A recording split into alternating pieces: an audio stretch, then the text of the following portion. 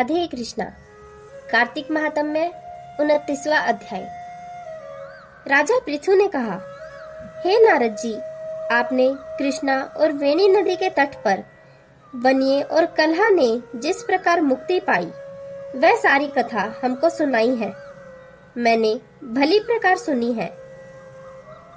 देवर्षि, यह कार्य उन दोनों नदियों के प्रभाव से हुआ था या इस क्षेत्र के प्रभाव से?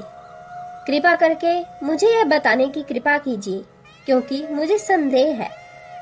देवर्षि नारद बोले, कृष्णा नदी साक्षात भगवान श्री कृष्णचंद्र जी महाराज का शरीर और वेणी नाम वाली नदी भगवान शंकर का शरीर है।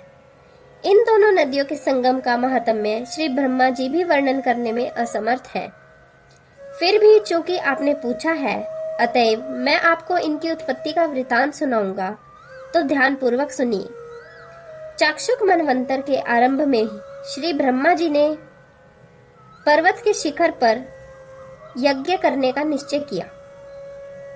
वह सब देवताओं, भगवान विष्णु, भगवान शंकर और यज्ञ की सारी सामग्री लेकर उस पर्वत के शिखर पर गए। तब महर्षि भृगु आदि ऋषियों ने ब्रह्म मुहूर्त में उन्हें दीक्षा देने का विचार किया। इसके बाद उन्होंने श्री ब्रह्मा जी की पत्नी स्वरा को बुलाया भेजा। वह बड़ी आहिस्ता आहिस्ता आ रही थी। इस बीच में श्री भृगु जी ने भगवान विष्णु से पूछा, हे प्रभु, आपने स्वरा को शीघ्रता से बुलाया था, वह क्यों नहीं आई?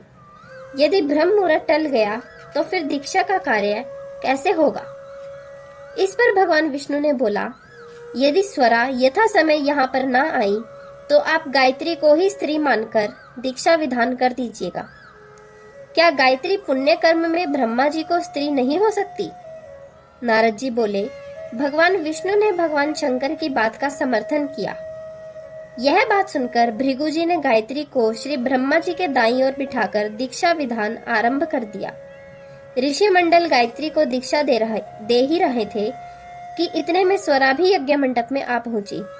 श्री ब्रह्मा जी के पहलू में गायत्री को देखकर ईर्ष्या से क्रोध करके कहने लगी। स्वरा ने कहा, जहां अपूज्यों की पूजा होती है और पूज्यों की अप्रतिष्ठा होती है, वहां पर दुर्भिक्ष, मृत्यु तथा भय तीनों अवश्य में हुआ करते हैं। यह गायत्री जी श्री ब्रह्मा जी की दाईं ओर तथा मेरे स्थान पर बैठी हैं। यह अदृश्य बहने वाली नदी होगी।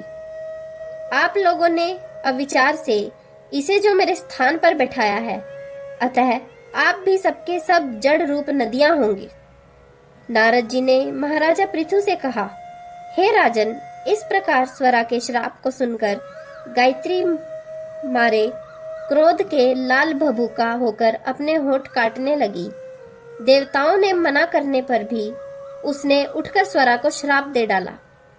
गायत्री ने कहा, ब्रह्मा जी जैसे तुम्हारे पति हैं, वैसे ही मेरे भी पति हैं। तुमने व्यर्थ ही श्राप दिया है, अतएव तुम भी नदी हो जाओ। नारद जी ने कहा, तब तो देवताओं में खलबली ही मच गई। वह स्वरा को दंडवत प्रणाम करके कहने लगी, हे देवी, तूने जो ब्रह्मा आदि सब देवताओं को शाप दे दिया है, इससे यदि हम सब जड़ स्वरूप नदियां हो जाएंगे तो फिर निश्चय ही यह तीनों लोक नष्ट हो जाएंगे, क्योंकि यह शाप तुमने बिना विचारे दिया है। अतएव तुम इसको वापस ले लो। स्वरा ने कहा, हे देवतागण, चूंकि आपने यज्ञ के आरंभ में गणेश पूजन नहीं किया, इसलिए यह विघ्न उपस्थित हुआ है। मेरा यह शाप कभी खाली नहीं जा सकता। इसलिए आप सब अपने अपने अंशों से जड़ीभूत होकर अवश्य में नदियां बनोगे। हम दोनों सोते भी अपने अपने अंशों से पश्चिम में बहने वाली नदियां बनेंगी। देवर्षि नारद जी ने राजा पृथु से कहा, स्वरा के यह वचन सुनकर सभी देवता, विष्णु, शंकर आदि अपने अपने अंशों से नदियां बन गए।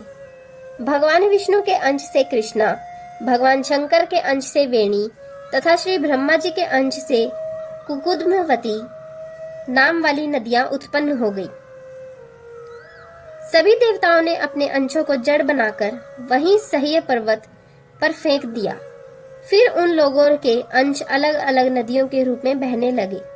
देवताओं के अंशों से पूर्व वाहिनी तथा उनकी स्त्रियों के अंशों से सैकड़ों व हजारों की संख्या में पश्चिम वाहिनी नदियां उत्पन्न हो गई। गायत्री और स्वर्ण नदी पश्चिम वाहिनी नदियां होकर एक साथ बहने लगी। दोनों का नाम सावित्री पड़ा। श्री ब्रह्मा जी ने उस यज्ञ स्थल पर भगवान विष्णु और भगवान शंकर की स्थापना की। दोनों देवता महाबल तथा अतिबल के नाम से विख्यात हुए। हे राजन, कृष्णा और वेणी नदी की उत्पत्ति का वर्णन जो मनुष्य सुनेगा उसको उनके दर्शन व स्नान का फल प्राप्त होगा। राधे कृष्णा।